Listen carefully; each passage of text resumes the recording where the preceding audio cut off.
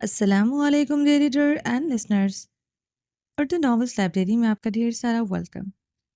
رمز جنون کی ایپیسوڈ 73 کا پارٹ 1 لے کر حاضر ہوئی ہوں۔ اگر آپ نے ابھی تک میرے اس چینل کو سبسکرائب نہیں کیا تو جلدی سے ابھی سبسکرائب کر دیں، لائک اینڈ شیئر کریں اور اپنی رائے کامنٹ باکس میں لازمی دیں۔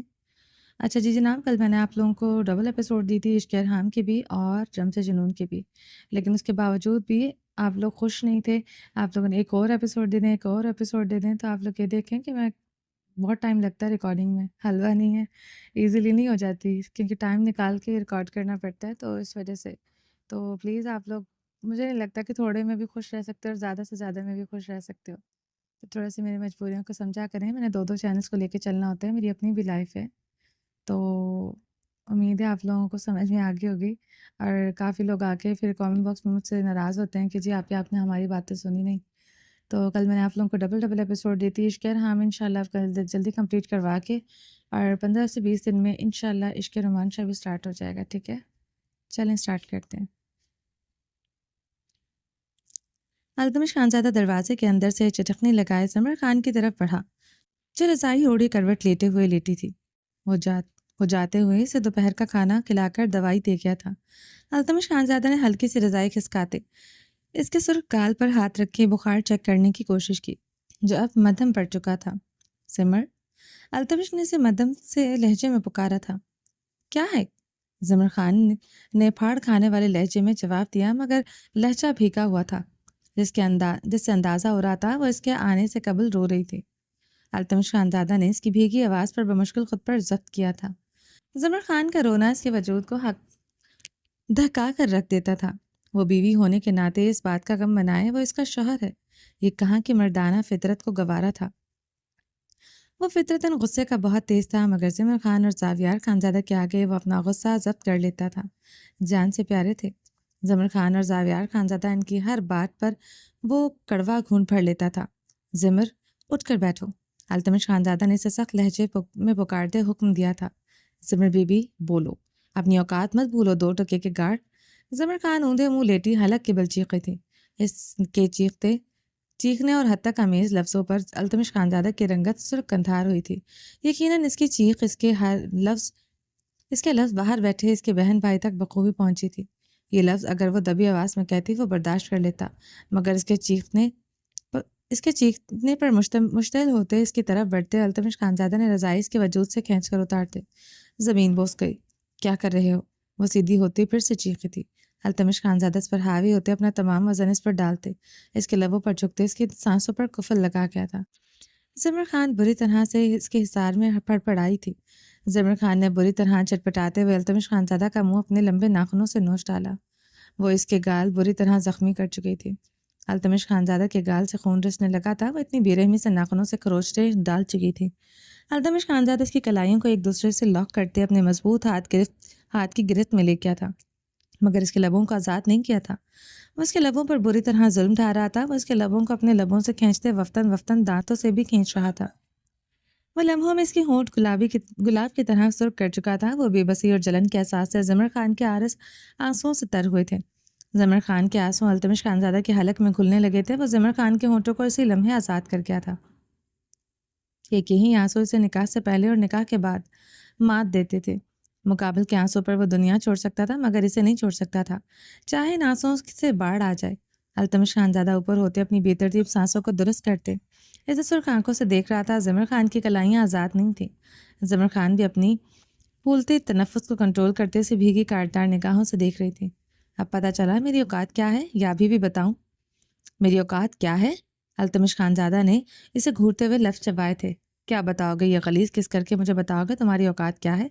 تھو ہے تمہارے لمس پر۔ زمر خان نے التمش خان پر تھوک پھینکتا تھا۔ زمر خان کی اس حرکت پر التمش کے خون میں ابال اٹھے تھے، آنکھوں میں خون اترا تھا، دماغ کی تنابیں ہل کر رہ گئی تھیں۔ وہ اپنا ضبط کھوتے زمر خان کی شرٹ کے بٹن کی جسم میں توڑتے ہوئے اسے چاک کر گیا تھا۔ کیا کر رہے ہو بےہودہ انسان؟ وہ تڑپتے ہوئے ہنسیانے چیخی تھی۔ التمش خانزادہ اس کے چیخنے پر مزید اپنے حواس کو بیٹھا تھا۔ وہ اس کے لبوں پر اپنا ہاتھ سختی سے جمائے اس کی برہنہ گہرائیوں پر جھکتے وہاں اپنے بے رحمی سے دانت کاٹ گیا تھا۔ زمر خان بری طرح تڑپ اٹھی تھی۔ وہ اس پر بنا کسی بھی طرح کا رحم کھائے اس کی نازکی پر ظلم ڈھانے لگا۔ زمر خان ماہی بیاب کی طرح تڑپ اٹھی تھی، نہ وہ اس کی بے رحم شدت بے رحمی برداشت کروا رہی تھی نہ اس کا لمس۔ التمش خانزادہ کے ہاتھ کا دباؤ اس کے لبوں پر بڑھتا جا رہا تھا۔ وہ اس کی پینک ہوتی ٹانگوں کو اپنی ٹانگوں میں لاک کر گیا تھا۔ زمر خان اس کے نیچے ہلنے سے بھی قاصر تھی۔ اس کی آنکھوں کے گوشوں سے آنسو نکلتے تکیے کو بھگونے لگے تھے۔ التمش نے اس کی گہرائیوں سے چہرہ نکالتے اس کی آنکھوں میں اپنی خون اتری آنکھیں گاڑی۔ کیسا لگا میرا غلیظ لمس زمر بی بی؟ التمش خانزادہ نے استزائی انداز میں سوال کیا۔ وہ اس کا ہاتھ اپنے لبوں سے ہٹانے کے لیے سر دائیں بائیں پٹکنے لگی۔ اب ہر روز تمہیں اپنی ایسی 2 ٹکے کے گارڈ کا غلیظ لمس سہنا پڑے گا۔ افسوس یہ 2 ٹکے کا گارڈ تمہارا شوہر بن تمہارے بستر پر تک رسائی حاصل کر چکا ہے۔ سہنا تو پڑے گا میری جان۔ وہ استزائیہ لفظ چباتے زمر خان کے لبوں پر اپنے ہاتھ کا دباؤ بڑھا گیا تھا۔ جو حرکت تم نے کی ہے یا جو بکواس کی ہے، دل کر رہا ہے تمہیں بتاؤں شوہر کا اصل مقام ہوتا کیا ہے۔ تمہیں بتاؤں اب میں تمہارا 2 ٹکے کا گارڈ نہیں رہا جو تمہارے تانے تصحیح خاموشی سے برداشت کر جاتا تھا۔ یقین کرو دل کر رہا ہے اپنے غلیظ لمس کے ساتھ تمہارے اندر اتر جاؤ۔ تم میرا غلیظ لمس میری قربت برداشت کرتے کرتے ادموئی ہو جاؤ، مگر پھر بھی تمہاری جان نہ چھوڑتا۔ وہ اس پر جھکے گھرا رہا تھا۔ زمر اب بے حس و حرکت اسے بھیگتی نگاہوں سے دیکھ رہی تھی۔ آئندہ اس کمرے سے تمہاری آواز نکلی میں تم پر رحم کھائے بنا تم سے اپنا حق اپنے طریقے سے لوں گا۔ میرا جنگلی پن نہ یہ چارپائی برداشت کر سکے گی نہ تمہارا یہ نازک وجود۔ وہ دھمکی آمیز لہجے میں غراتے اس کے لبوں سے ہاتھ ہٹاتے اس کے اوپر سے اٹھا تھا۔ وہ رخ پلٹے سسکنے لگی تھی جنگلی درندے کسائی کہیں کے۔ وہ تکیے میں منہ دیے سسکنے لگی تھی، مگر اب کی بار اس کی آواز صرف کمرے میں گونج رہی تھی۔ التمش خانزادہ اپنے سرخ منہ پر ہاتھ پھیرتے انگیٹھی کی طرف بڑھتے پنجوں کے بل بیٹھے کوئلے دہکانے لگا۔ درندے سے بھی بڑھ کر ایک وحشی جنگلی ہو تم۔ وہ دبی دبی آواز میں مسلسل چیخ رہی تھی، مگر آواز اتنی ہی تھی جو التمش خانزادہ تک آ رہی تھی۔ آپ سے تو کم ہی ہوں۔ التمش خانزادہ نے جواباً دانت پیستے اپنے گال پر انگلیاں رکھی تھی جہاں خون کے قطرے چمک رہے تھے۔ افریقہ کے جنگلی بلی۔ وہ دانت کچکچاتے اپنے گال سے نکلتا خون اپنے رومال سے صاف کرنے لگا تھا۔ التمش خانزادہ انگیٹھی جلائے کھڑا ہوا تھا۔ وہ صوفے سے شاپنگ بیگ اٹھائے زمر کی طرف بڑھا۔ پھٹی ہوئی قمیض کے ساتھ اس کے جوان جذبوں کو جیسا سلگا رہی تھی۔ اسے گہرائیوں سے چھو کر وہ خود پر کنٹرول کھو رہا تھا۔ التمش خانزادہ نے اس کی کمر میں ہاتھ اسے ایک جھٹکے سے بٹھایا تھا۔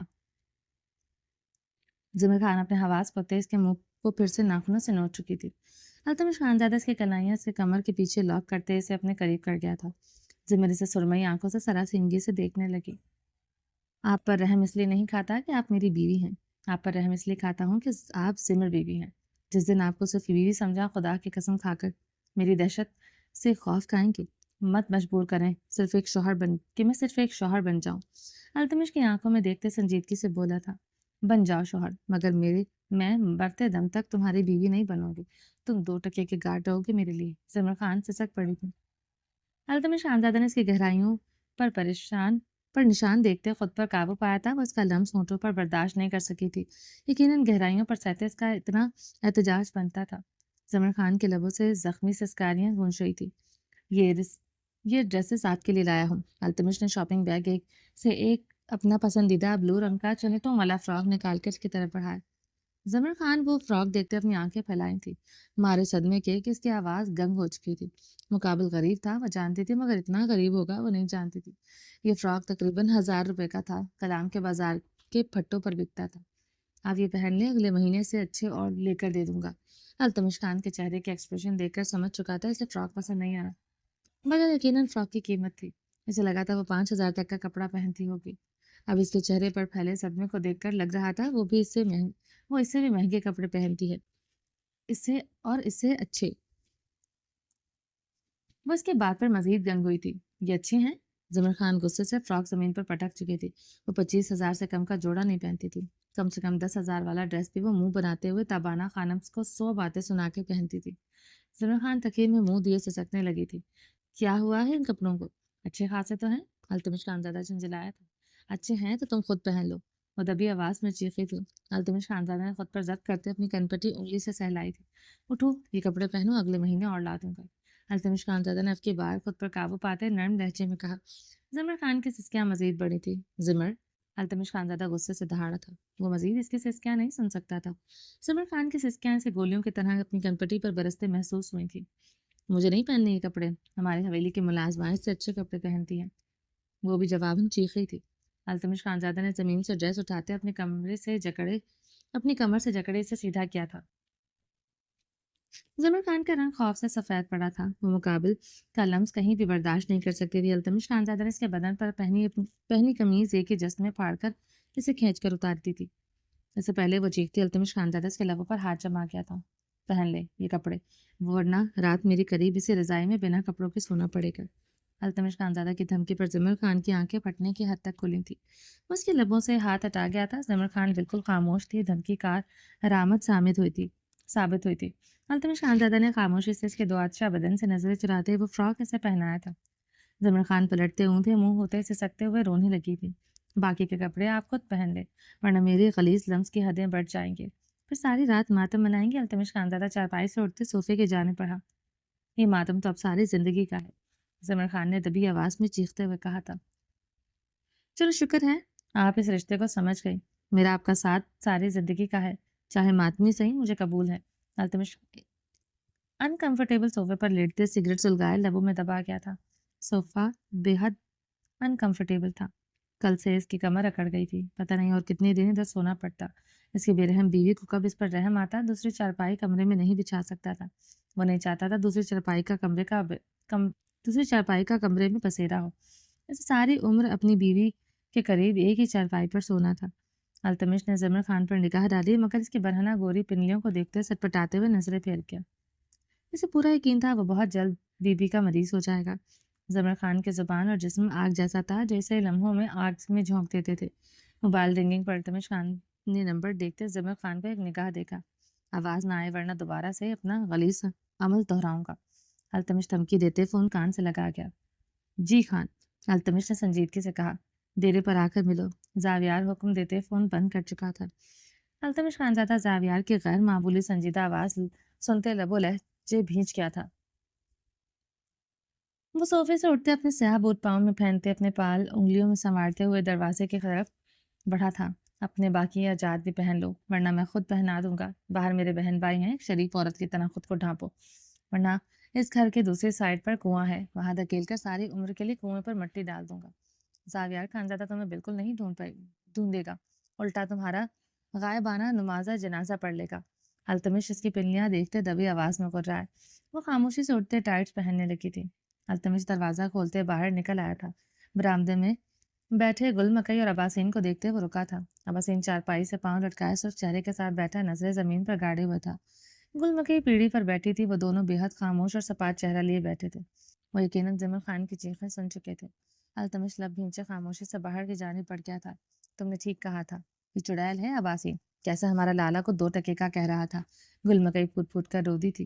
عباسین کے چہرے کی صرف رنگت میں مزید اضافہ ہوا تھا۔ وہ جبڑے نیچے دیوار سے ٹیک لگائے اپنے بازو سر کے نیچے باندھے نیم دراز ہوا تھا۔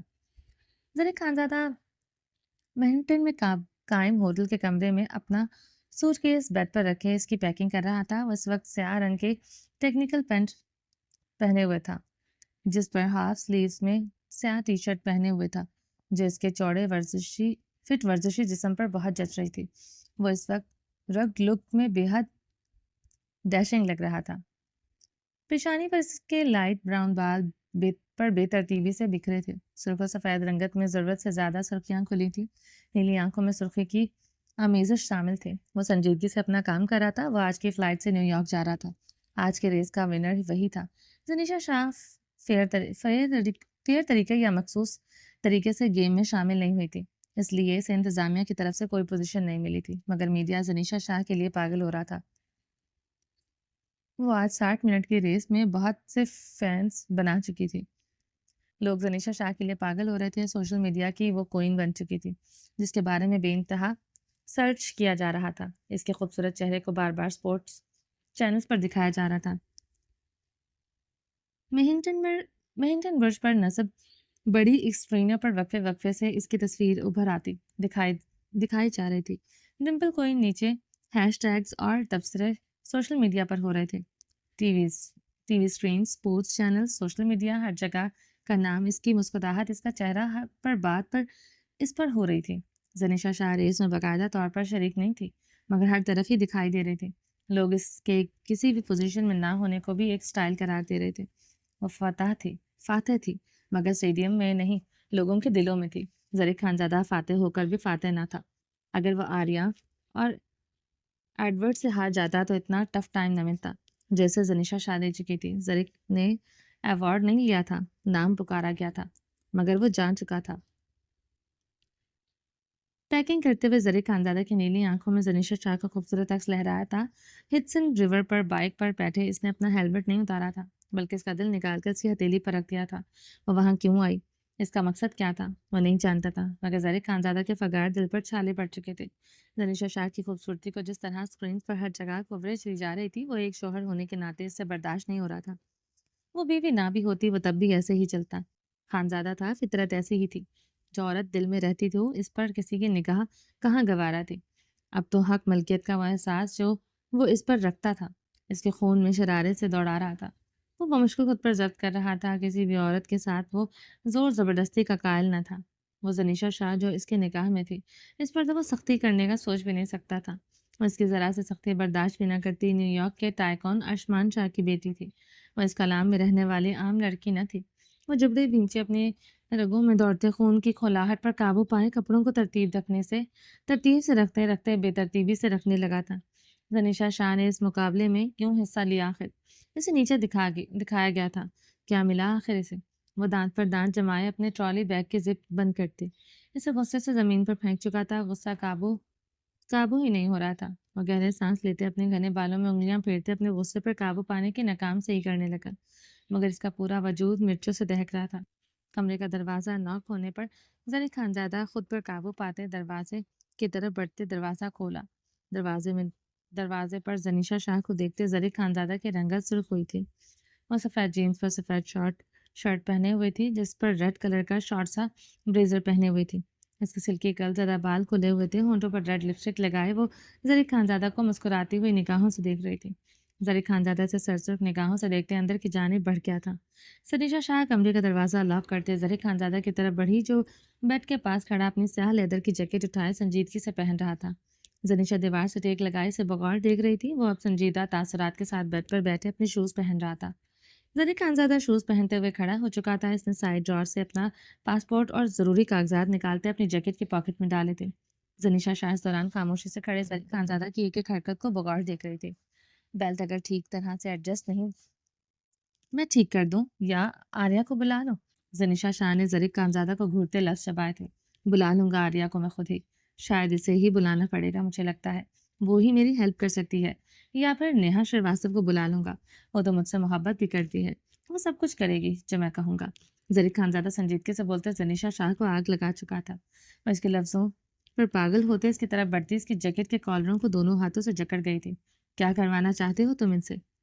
کیا بکواس کر رہی ہوں؟ ہاں، وہ بھی میرے سامنے. جان سے مار ڈالوں گی تمہیں. کسی بھی لڑکی کے قریب جانے کا سوچا بھی؟ تم صرف میری ہو سمجھے تم. زنیشا شاہ زرک خانزادہ کو کالروں سے جکڑے اس کی آنکھوں میں دیکھتے گررائی تھی. کاش میں بھی یہ کہہ سکتا کہ تم صرف میری ہو زنیشا اشمان شاہ. زرک خانزادہ لفظ چباتے اپنا کالر چھڑوا چکا تھا. زنیشا اشمان شاہ. زنیشا شاہ نے زرک خانزادہ کے لفظوں کو لبوں سے نکلا نام دہرایا تھا. زنیشا اشمان شاہ ہوں میں. نکاح کر چکے ہو تم مجھ سے؟ میں زنیشا زرک خانزادہ ہوں. زنیشا شاہ زرک خانزادہ کے لفظوں سے زیادہ اس کی آنکھوں کی اجنبیت پر اپنے حواس کھونے لگی تھی. زرک خانزادہ کا نہ صرف چہرہ سپاٹ تھا بلکہ اس کی نیلی آنکھوں میں بھی اپنے لیے کوئی گرمی نہ دکھائی دی تھی. اشمان شاہ نے مجھ سے خود کہا نکاح کے بعد تمہارا سرنیم چینج نہیں ہوگا تو تم زنیشا اشمان شاہ ہی ہوئی. زرک نے تنزیہ ہنستے ہوئے اپنا سوٹ کیس زمین سے اٹھائے اسے بیڈ پر رکھتے اسے کھولتے اس میں اپنے جوگرز اور کاسٹیومز رکھنے لگا. دوسرے لمحے وہ کاسٹیوم اور شوز نکالنے سامنے دیوار پر پوری قوت سے مار چکا تھا. زنیشا شاہ ایک لہجے کو لرزی تھی.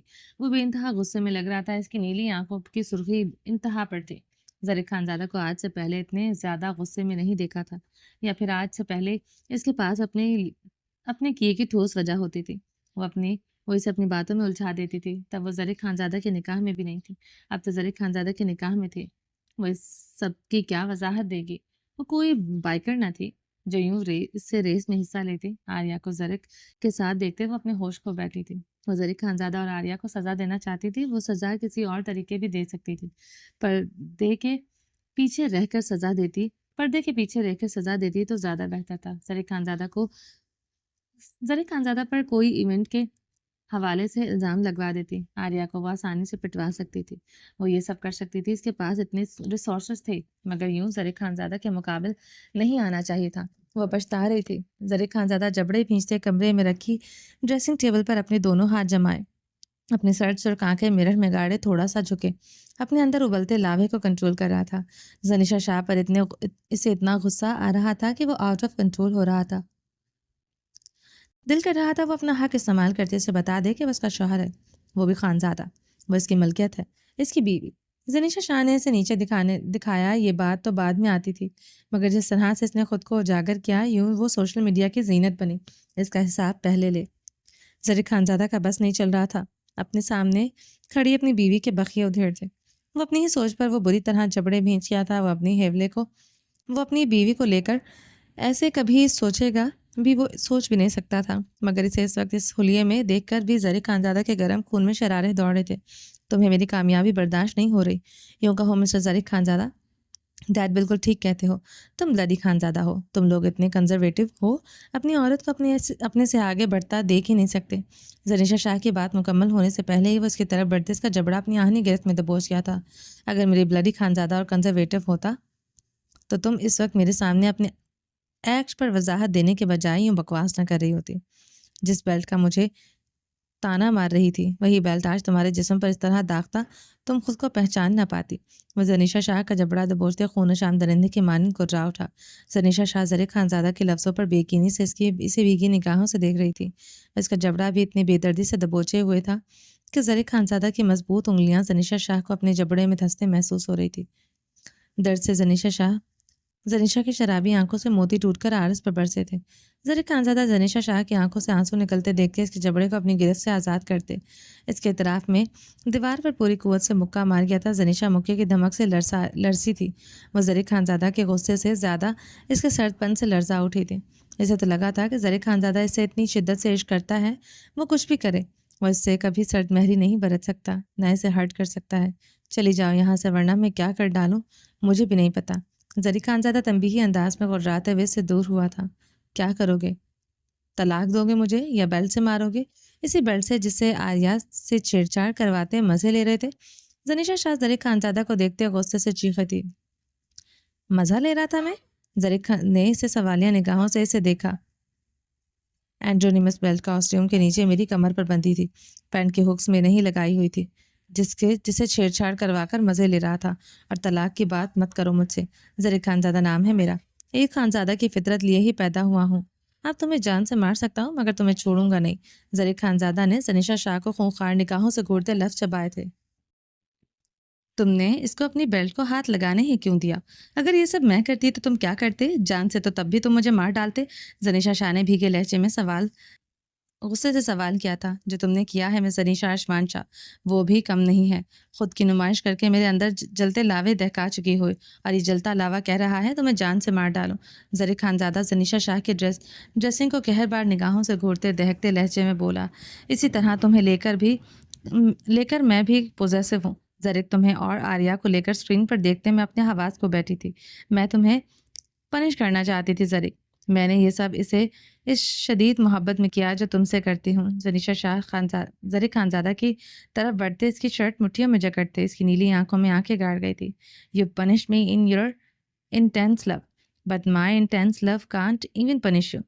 تم نے اپنی شدید محبت میں مجھے سزا دی، مگر میں اپنی شدید محبت میں بھی سزا نہیں دے سکتا۔ زرق خانزادہ اس کے ہاتھ اپنی شرٹ سے ایک جھٹکے سے ہٹاتے اپنے سوٹ کیس کی طرف بڑھتے اسے ہینڈل سے گھسیٹتے ہوئے دروازے کی طرف بڑھا۔ تم مجھے یہاں اکیلا چھوڑ کر جا رہی ہو؟ زنیشا شاہ نے زرق خانزادہ کو اس دروازے کی طرف بڑھتے دیکھ کے بے یقینی سے کہا تھا، آپ زنیشا اشمان شاہ ہیں، تائیکون اشمان شاہ کی اکلوتی بیٹی۔ تمہارا پرائیویٹ جیٹ تمہیں نیو یارک پہنچا دے گا، کہاں میرے ساتھ کمرشل فلائٹ پکڑتی پھرو گی؟ زرق پلٹے بغیر طنزیہ لہجے میں بولا، ویسے بھی ہو سکتا ہے آپ نے کہیں اور بھی جانا ہو، میرے نکاح میں آنے کے باوجود آپ ایک آزاد عورت کی طرح گھوم رہی ہیں۔ میرے اندر کی خانزادہ فطرت کو مت جگائیے، اگر جاگ گئی تو آپ کو کیسے بھی کر کے پہاڑوں میں لے جاؤں گا، جہاں آپ کو میری مرضی کے مطابق رہنا ہوگا، یہ اپنے جسم کی نمائش نہیں کر سکیں گی۔ وہ طنزیہ لہجے میں بولتے دروازے کی طرف تیزی سے بڑھا تھا۔ میں اپنے دوستوں کے ساتھ اوسا پینلوسیا جا رہی ہوں۔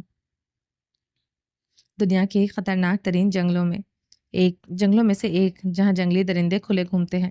زنیشا شاہ سے دروازے کی طرف بڑھتے دیکھتے پاگل ہوتی چیخی تھی۔ وہ اسے یوں چھوڑ کر جا رہا تھا۔ زنیشا شاہ جیسے اپنے حواس کھو رہی تھی۔ وہ زرق خانزادہ کو کیسے بھی کر کے روکنا چاہتی تھی۔ Go to hell. Zarq Khanzada ایک لفظ پر زور دیتے دروازہ کھولتے نکل گیا تھا۔ زنیشا شاہ اپنے حواس کھوتی سائڈ ٹیبل پر بڑا آواز اٹھا کر دروازے پر زور سے مار کر چیخی تھی۔ زنیشا شاہ اپنے پرائیویٹ جیٹ کے ذریعے نیو یارک سے 4 گھنٹے واقع پر وسطی امریکہ میں واقع کوسٹا ریکا پہنچی تھی۔ وہ اپنے ایک ہی دوست جس کا نام ایتھن کیرٹر تھا، اس کے ایک خوبصورت بیچ فرنٹ ولا میں ٹھہری تھی، جہاں اس کے ساتھ اس کی دوست الینا خان جو نیو یارک میں فیشن بلاگر تھی، اس کی انڈین دوست مایا رستوگی جو نیو یارک میں آرٹ طلبہ کی تھی، اور اس کا دوست جیمنز بلیک فوٹوگرافر تھا۔ وہ سب کافی عرصے سے کوسٹا ریکا کے ایک خطرناک جنگل کی سیر کرنا چاہتے تھے۔ زنیشا شاہ کے ارجنٹ کال پر وہ اس کے ساتھ یہاں پر تھے۔ وہ اس وقت وائٹ اسکرٹ پر وائٹ ہی شارٹ پہنے ہوئے تھی، جس پر وہ بہت چھوٹی سی اسٹائلش شال لی ہوئی تھی جو سردی کو کور کیے ہوئے تھی۔ یہاں کا موسم نیو یارک کے برعکس بہت خوشگوار تھا۔ سمندر کے سامنے پرائیویٹ ولا جو مکمل شیشوں اور خوبصورت پتھروں سے بنا ہوا تھا، بہت خوبصورت تھا۔ اس کے ولا کے اندر بھی سوئمنگ پول اور 2 بیڈ رومز، کچن، لاؤنج سب کچھ تھا۔ وہ مایا اور الینا ایک کمرے میں ٹھہرے تھے، جیمنز اور ایتھن دوسرے کمرے میں ٹھہرے تھے۔ زنیشا شاہ لاہ کے اندر سوئمنگ پول کے کنارے بیٹھی تھی۔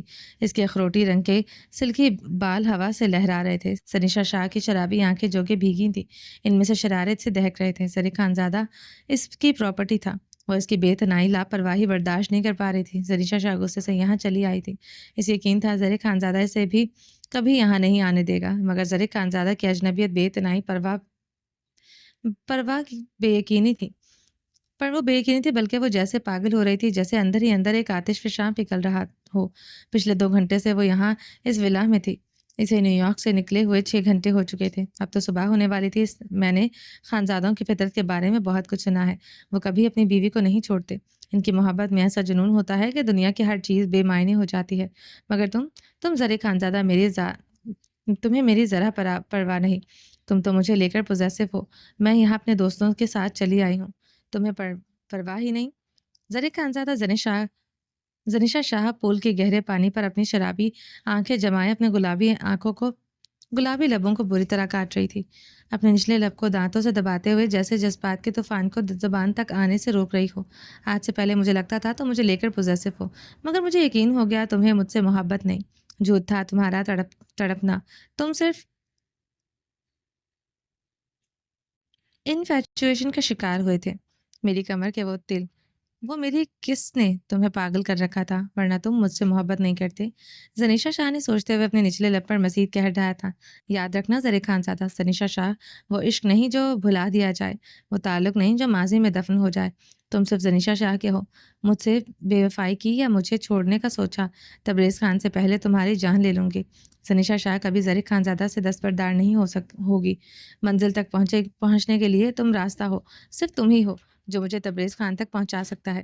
وہ گرجاتے ہوئے ہاتھ میں پکڑے موبائل پکڑے سے زرق خانزادہ کو ٹیکسٹ کرنے لگی تھی۔ میں اپنے دوستوں جیمز، ایتھن اور الینا اور مایا کے ساتھ سانتا ٹریسٹا کے بیچ ولا میں ہوں۔ کل تم اوسا پینیلوشا جا رہے ہیں۔ وہ زرق خانزادہ کو میسج کرتے غصے سے اپنے کمرے کی جانب پڑ گئی تھی۔ صبح کا سنہرا اجالا وزا جزیرہ نما کی پہاڑیوں اور سمندر کے کناروں پر 2 دریا روشنی بکھیر رہا تھا۔ ہوا میں نمی تھی، سورج آسمان کے کنارے پر ابھر رہا تھا، اس کی کرنیں پانی پر پڑ کر چمک رہی تھیں۔ جیسے جیسے دن کا آغاز ہو رہا تھا، سورج کی تپش بڑھ رہی تھی۔ زنیشا شاہ بلو رنگ کی ہلکی سی ریشمی اسکرٹ پہنی ہوئی تھی جو ٹخنوں سے اوپر تھی، جس میں اس کی دودھیا پنڈلیاں اور چاندی جیسے ٹخنے واضح ہو رہے تھے۔ اس کے اوپر وہ سفید باریک لینس والا بوہو ٹاپ، جس کے کندھے ننگے تھے، پہنے ہوئے تھی۔ اس کے نم بال کھلے تھے۔ زنیشا شاہ کا دوست ایتھن کارٹر یہاں کے گائیڈ کے طور پر بھی اپنی سروس دیتا رہا تھا. اسے راستے پتہ تھے. وہ لوگ ایک منظم راستے کی سیف جگہ پر آئے تھے. ایتھن کے پاس لیگلی پسٹل بھی تھا. وہ لوگ بالکل سیف تھے. وہ صرف زری خانزادہ کو تڑپانا چاہتی تھی، اس لیے اسے جھوٹ بولا تھا. یہ جنگل خطرناک ہے اور اس کی دیوانگی، اس کا عشق اس کی طرف دیکھنا چاہتی تھی. اسے یقین تھا زری خانزادہ اسے کبھی اس جنگل نہیں آنے دے گا، مگر ابھی تک زری خانزادہ نے اس سے کوئی رابطہ نہیں کیا تھا. زنیشا شاہ نے اپنا موبائل دیکھا جہاں سگنل بالکل جیم ہو چکے تھے. یہاں نیٹ ورک نہیں تھا. وہ جھنجھلاتے ہوئے اپنا فون اپنی اسکرٹ پر لگی اسٹائلش سی بیل فون کلپ میں اٹیچ کرتے جھنجھلاتے ہوئے آگے بڑھ گئی تھی. اس کے دوستوں نے ایک کمفرٹ سی جگہ پر خیمہ نصب کر لیا تھا. وہ لوگ خیمے کے اندر بستر لگائے نیم دراز کہہ کے لگا رہے تھے. زنیشا شاہ خیمے کے اندر جھک کر داخل ہوئی تھی. تم لوگ یہاں آرام کرنے آئے ہو؟ زنیشا نے سب کو چپتی نگاہوں سے دیکھا تھا. ابھی تو دن کا آغاز ہوا ہے، رات تک ادھر ہی ہے. میں تو کچھ دیر آرام کروں گی. ماہا رستوگی ایئر بیڈ پر نیم تراز ہوتے بولی تھی. جیمز خیمے کے اندر لیٹے اپنے ہی کیمرے کی تصویر لے رہا تھا. وہ ایک پروفیشنل فوٹوگرافر تھا. وہ چھوٹے چھوٹے منظر اپنے کیمرے میں قید کرتا رہتا تھا. Your beauty surpasses their land charm. اس جزیرے سے زیادہ تم خوبصورت ہو. جیمز کارتھر نے زنیشا کو گہری نگاہوں سے دیکھتے گھٹا گھٹ اس کی تصاویر لی تھی. Shut up. زنیشا نے قہر بار نگاہوں سے اسے گھورا. سب کے چہروں پر دبی دبی معنی خیز مسکراہٹ رقصاں ہوئی تھی. جیمز زنیشا شاہ کو بےحد پسند کرتا تھا. سب کو معلوم تھا زنیشا شاہ نے کبھی جیمز یا کسی بھی لڑکے کو لفٹ نہیں کروائی تھی. نیو یارک میں پلی بڑی ہوئی تھی تو بولڈ بہت تھی، مگر وہ اپنے خیالوں میں زری خانزادہ کو ہی بسائے ہوئی تھی. کسی لڑکے کو اپنے قریب بھی نہیں آنے دیا تھا، نہ بلا ضرورت فری ہوئی تھی. زری خانزادہ کو سبق نہ سکھانا ہوتا وہ کبھی یہاں نہ آتی، مگر اب یہاں آ کر پچھتا سی رہی تھی. اسے یہاں آنے کے بجائے نیو یارک واپس چلے جانا چاہیے تھا. زنیشا شاہ غصے سے سرخ چہرہ کے ساتھ خیمے سے باہر نکلی تھی. کہاں جا رہی ہو زنیشا؟ علینا نے اونچی آواز میں پوچھا. یہ جنگل دیکھنے کے لیے آئی ہوں تو اسے ہی دیکھنے کے لیے جا رہی ہوں. زنیشا نے پلٹتے ہوئے کہا. Do you have any weapons with you? Athens نے اپنی لیگل پسٹل کو گھماتے ہوئے سنجیدگی سے پوچھا. No I don't have. Why do you ask? Zanisha نے پلٹتے ہوئے پوچھا. There might be dangerous animals here. یہاں خطرناک جانور ہو سکتے ہیں. وہ بھی سنجیدگی سے بولا تھا.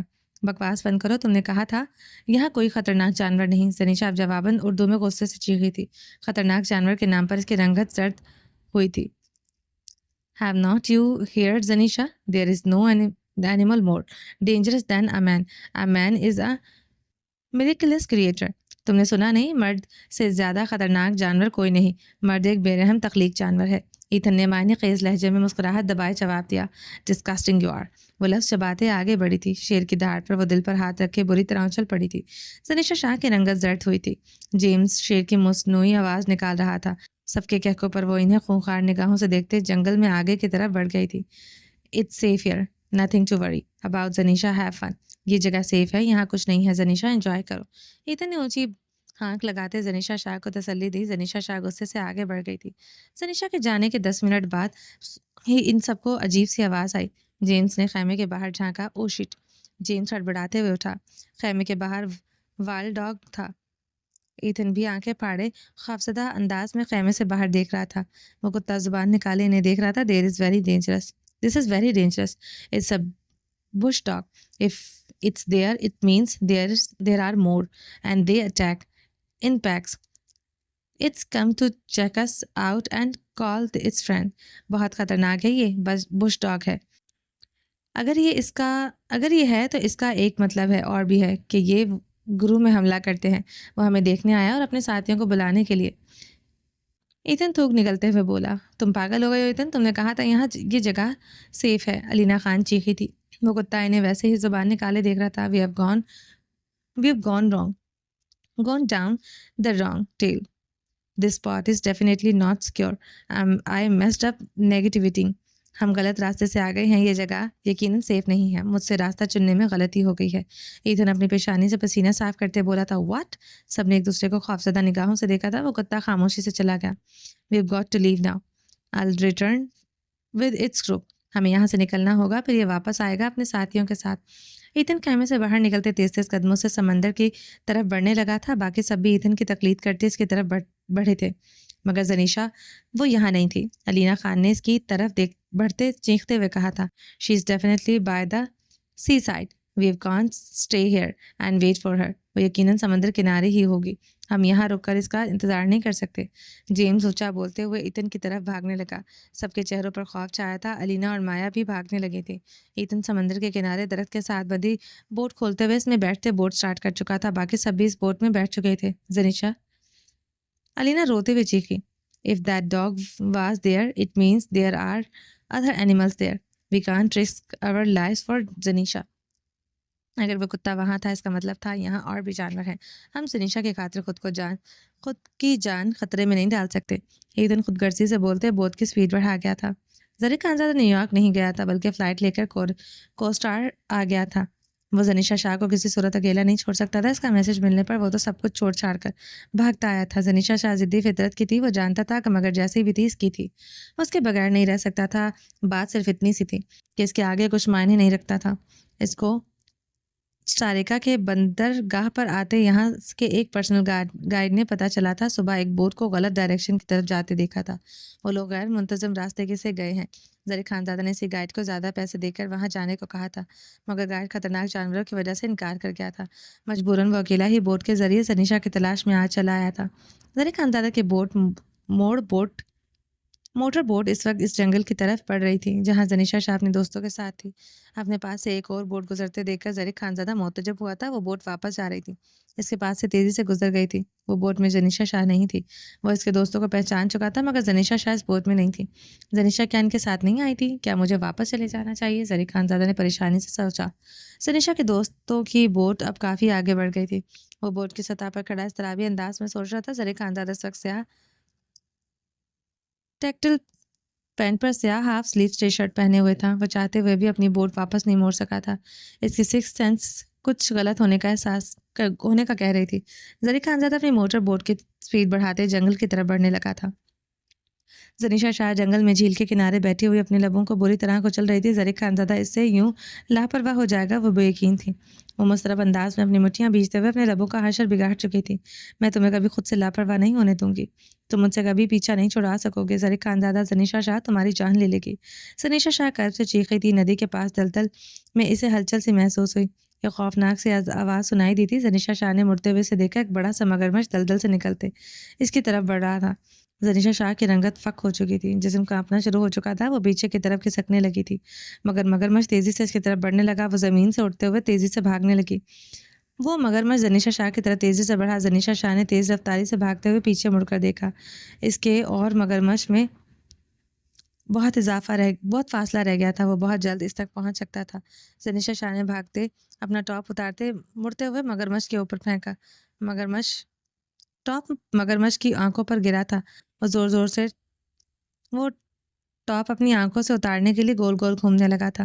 زنیشا اب آف شولڈر سیاہ بلاؤز اور اسکائی بلیو کلر کی ریشمی اسکرٹ میں ملبوس تھی. وہ روتے ہوئے چیختے ہوئے خیمے کی طرف بڑھ رہی تھی. مگرمچھ اس کے پیچھے اب نہیں آ رہا تھا. جیمز, ایتھن, علیشا, مایا وہ بری طرح روتے ہوئے انہیں پکارتے بھاگ رہی تھی. خیمے کے پاس آتے ہی وہ اندر داخل ہوئی. وہ لوگ وہاں نہیں تھے. ایتھن کی پسٹل وہاں پڑی تھی. جیمز, ایتھن, وہ چیختے ہوئے انہیں پکار رہی تھی. وہ سمجھ چکی تھی کہ اس جنگل میں اگر مگرمچھ ہو سکتا ہے اور بھی خطرناک جانور ہو سکتے ہیں. زنیشا شاہ روتے ہوئے ایتھن کی پسٹل پکڑے خیمے سے باہر آئی. سامنے ہی 2 خطرناک کتے کھڑے تھے. زنیشا شاہ نے کانپتے ہوئے جلدی سے پسٹل کا چیمبر کھینچتے کانپتے ان پر فائر کر دیا. گولی انہیں لگی تو نہیں مگر وہ ڈر کر بھاگ گئے تھے. وہ بے شک شکاری کتے تھے مگر خطرہ بھانپتے اپنا شکار ترک کر دیتے تھے. وہ ایک فائر پر ہی بھاگ گئے تھے. زنیشا شاہ پسٹل پکڑے بھاگتے ہوئے سمندر کی طرف بڑھنے لگی.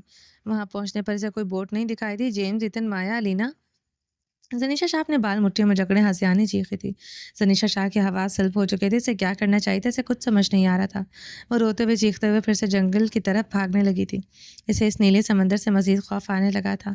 سورج کی حدت بڑھنے لگی تھی. وہ روتے ہوئے بھاگ رہی تھی. وہ چیختے ہوئے بھاگ رہی تھی. یکدم وہ اپنے ہوش کھوتے زمین بوس ہو چکی تھی. ذرا خانزادہ اپنی بوٹ روکتے جنگل میں داخل ہوا تھا. وہ اپنے ساتھ ایک چاقو ہی لایا تھا. باقی اس کے پاس کوئی ہتھیار نہیں تھا. ذرا خانزادہ کو زنیشا شاہ کو تلاش کرتے آگے بڑھنے لگا. وہ اسے زمین پر سفید ٹاپ پڑا نظر آیا.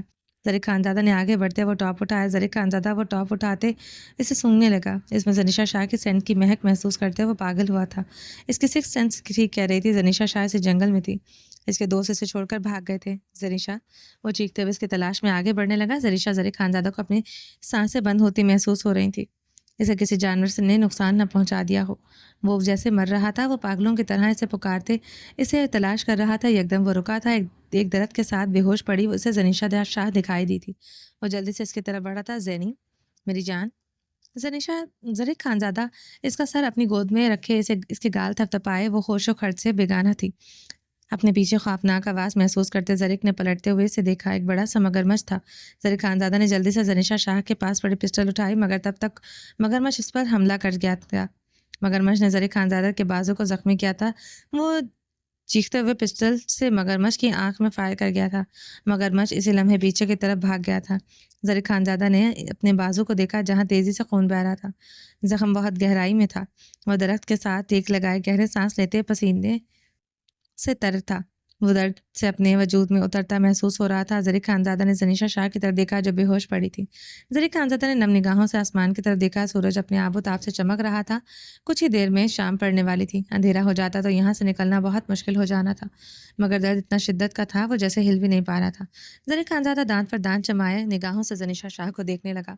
اس کی زندگی تو یہ لڑکی تھی، وہ کیسے ہمت ہار سکتا تھا؟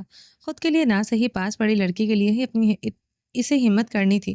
وہ پسٹل اپنی پینٹ کی جیب میں ڈالتے ہوئے کھڑا ہوا تھا، جھکتے ہوئے بے ہوش زنیشا کو اپنی گود میں اٹھایا۔ وہ اسے گود میں اٹھاتے بری طرح لڑکھڑایا تھا، وہ درد سے بازو جھنجھنا اٹھا تھا۔ وہ جبڑے پیچھے تیزی سے آگے بڑھنے لگا، وہ چاروں طرف خطرہ بھانپتے سمندر کی طرف بڑھ رہا تھا۔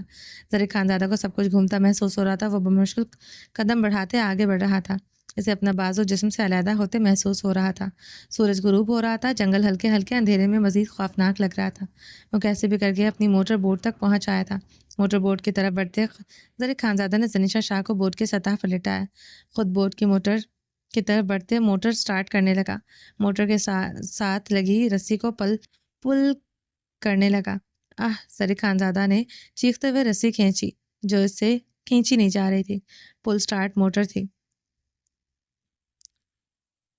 اسے ریکوائل سٹارٹ کرنا ہوتا تھا۔ زری خانزادہ نے گہرے سانس لیتے رسی کھینچی، مگر وہ سٹارٹ ہی نہیں ہوئی تھی۔ اسے دور سے جنگلی کتوں کی خطرناک آوازیں سنائی دی۔ زری خانزادہ نے پیچھے مڑ کر دیکھا، ایک غول سا بھاگتا ہوا آ رہا تھا۔ زری خانزادہ کے چہرے پر خوف کے سائے گہرے ہوئے تھے۔ زری خانزادہ نے چیختے ہوئے رسی پوری قوت سے کھینچی، اب بھی موٹر سٹارٹ نہیں ہوئی تھی۔ وہ اور زنیشا ان کتوں کی خوراک بن جاتے اور پوری قوت سے رسی کھینچنے لگا۔ یکدم موٹر سٹارٹ ہوئی۔ وہ چار کتوں نے اس کی بوٹ کی طرف جمپ ماری تھی، مگر موٹر بوٹ تیزی سے آگے بڑھ گئی تھی۔ زری خانزادہ پیچھے مڑ کر کتوں کو دیکھتے ہنسنے لگا، وہ مایوسی سے زبان نکالتے بوٹ کو آگے بڑھتے دیکھ رہے تھے۔ وہ گہری سانس لیتے بوٹ میں لیٹ گیا۔ بوٹ تیزی سے آگے بڑھ رہی تھی، شام کے سائے گہرے ہو رہے تھے، سمندر مزید خطرناک لگ رہا تھا۔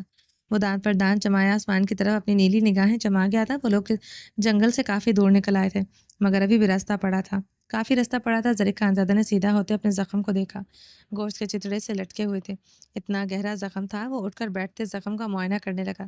یکدم بوٹ رک گئی تھی۔ زری خانزادہ موٹر کی طرف بڑھتے موٹر سٹارٹ کرنے لگا، وہ رسی بار بار کھینچ رہا تھا، مگر موٹر سٹارٹ نہیں ہو رہی تھی۔ زرک نے بوٹ کا چوک آن کیا، موٹر ٹھنڈی ہو گئی۔ وہ سب کچھ کر چکا تھا، مگر موٹر سٹارٹ نہیں ہوئی تھی، شاید وہ فیول ختم ہو گیا تھا۔ زرک نے سمندر کی طرف نگاہ کی، وہ سمندر کے بیچوں بیچ تھے جو بےحد خطرناک تھا۔ زنیشا ابھی تک بے ہوش تھی۔ زرک نے ایک نظر زنیشا کو دیکھا، دوسرے لمحے وہ بوٹ سے چپو اٹھائے پانی میں چلاتے بوٹ کو آگے بڑھانے لگا۔ کشتی ایک بار پھر سے رواں دواں ہوئی تھی، مگر زری خانزادہ کا جسم درد سے پسینے سے تر تھا۔ وہ دانت پر دانت جمائے چپو چلا رہا تھا، بازو کا درد سے کھڑا بھی نہیں ہونے دے رہا تھا، مگر وہ زنیشا شاہ کے لیے کچھ بھی کر سکتا تھا۔ وہ تیزی سے چپو چلاتے آسمان پر چاند اور ستاروں کی چمک اب دکھائی دینے لگی تھی۔ کشتی آہستہ آہستہ آگے بڑھ رہی تھی۔ کتنے ہی گھنٹے بعد وہ ساحل تک پہنچ آیا تھا، مگر اب اس کے حواس اس کا ساتھ چھوڑ رہے تھے۔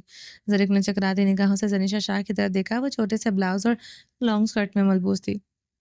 اس بلاؤز میں وہ مکمل عیاں تھی، اس کا دودھیا پیٹ، اس کے نشیب و فراز، سب کچھ۔ زری خانزادہ نے اپنی شرٹ اتارتے اس کی طرف بڑھاتے اسے پہنائی۔ جس لمحے وہ ہوش کھوتے ہوئے اسی کشتی میں گر چکا تھا۔ رات ٹھنڈی اور گہری تھی، لاؤنج میں لگے بڑے سے گھڑیال پر سوئیاں مدھم رفتار سے آگے بڑھ رہی تھیں۔ سیاہ پتھروں اور نقوش و نگار والا آتش دان کب سے بجھ چکا تھا۔ سرد برفیلا لاؤنج مزید برفیلا ہو چکا تھا۔ لاؤنج کی چھت پر لٹکتے فانوس کی زرد روشنی بےحد مدھم تھی۔ وہ صوفے پر گھٹنے اوپر کو سمیٹتے بیٹھی تھی، اس کے سلکی چاکلیٹی بال کھلے تھے، وجود سے شال سرکتے زمین پر پڑی تھی، بڑی بڑی براؤن آنکھوں میں پھیکا پن بڑھتا ہی جا رہا تھا۔ وہ نہ جانے کتنی ہی دیر یہاں بیٹھی تھی، رات کا کتنا حصہ بیت چکا تھا وہ نہیں جانتی تھی۔ وہ سمندر کب سے اندر جا چکا تھا، پلٹ کر واپس نہیں آیا تھا، وہ تب سے ہی یہاں بیٹھی تھی جب سے پریگننٹ ہوئی تھی۔ آج پہلی رات تھی، وہ بھوکی تھی جو اسے سینت کر رکھتا تھا، آج اسے ہی اس کی پرواہ نہ تھی۔ وہ اپنی بھیگی جلتی نگاہیں اس ستمگر کے کمرے کے بند دروازے پر گاڑ گئی تھی۔ محبت کی فطرت اور عورت کی فطرت ایک سی ہے، اور چاہے کتنا ہی بڑا گناہ کر بیٹھے، دل کے کسی خاموش گوشے میں یہ آرزو دفن ہوتی ہے کہ مرد جھکے بس ایک بار، صرف اس کے لیے۔ یہ خواہش انا سے جسم نہیں لیتی، بلکہ اس یقین سے پیدا ہوتی ہے جو عورت محبت میں مرد کے ظرف پر رکھتی ہے۔ وہ چاہتی ہے کہ وہ پلٹے، نرمی سے، خفگی سے، مگر پلٹے ضرور۔ اتنی بڑی غلطی کے باوجود اسے امید تھی کہ اس کا درخزی خود ہی اس کی طرف پلٹے گا، مگر اس نے تو مڑ کر دیکھا ہی نہ تھا۔ اندر جانے کی اس کی ہمت ہی نہ ہوئی تھی۔ انایا گھٹنوں میں منہ دیے پھوٹ پھوٹ کر روتی تھی۔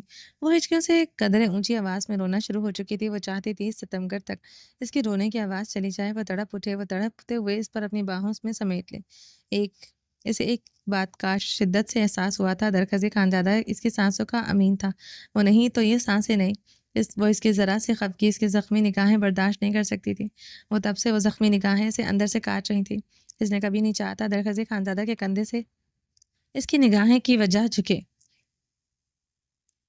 مگر زرلشتہ کے ساتھ کیسے برا ہونے دے سکتی تھی؟ ساری عمر اپنی ماں زہلے پر ظلم و ستم دیکھا۔ اس نے 11 سال کی عمر میں پہلی کال پولیس میں کرتے پاشا کے خلاف کمپلین کی تھی، مگر زہلے ہی پولیس کے سامنے مکر گئی تھی۔ نتیجن پاشا کے تھپڑ، اس کی بیلٹ کی ضربیں اسے کھانی پڑی۔ ابرش بیچ میں نہ آتی تو پاشا اسے دھنک کر رکھ دیتا، مگر ابرش وہ بیلٹ کی ضربیں خود پر سہ گئی تھی۔ اس دن کے بعد اس نے خاموشی اختیار کر لی تھی، اپنے لیے نہیں، نہ زہلے کے لیے، بلکہ ابرش کے لیے۔ دونوں ابرش کے بدن سے بیلٹ کی ضربوں کے داغ نہیں گئے تھے۔ بات آج بھی خود پر ہوتی تو وہ سہ لیتی، مگر بات زرلشتہ کی زندگی کی تھی۔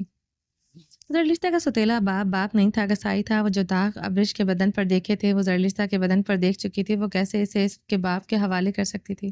درخزی خانزادہ کو اپنی سانسیں دے کر بھی زرلشتہ کو بچانا پڑتا تو وہ پیچھے نہ ہٹتی۔ انایا مزید بری طرح ہنچکیاں لیتی لگی تھی۔ یکدم انیکسی کی طرف کا دروازہ کھلا تھا، پشیمانہ اندر داخل ہوئی تھی۔ انایا سے دیکھتے جلدی سے اپنے عارض ہتھیلیوں سے رگڑ گئی تھی۔ وہ ایک نظر انایا کو دیکھتے رکی تھی، اسے پل وہ درخزی کے کمرے کی طرف بڑھ گئی تھی۔